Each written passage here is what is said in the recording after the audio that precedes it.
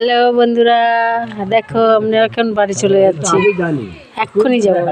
এই যে আমার বান্ধবী আছে, বান্ধবীকে ছেড়ে চলে যেতে ইচ্ছা করছে না, তাও যাচ্ছি। কি করব, যেতে তো হবেই, তা এখনই যাব।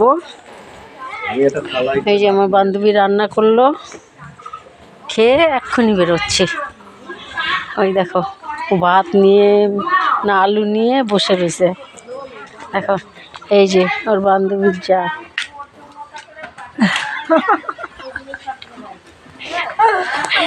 দেখেছো? এবার আমার বান্ধবীকেও দেখাচ্ছি, এই যে হাতে আলু নিয়ে বসে রয়েছে। এই যে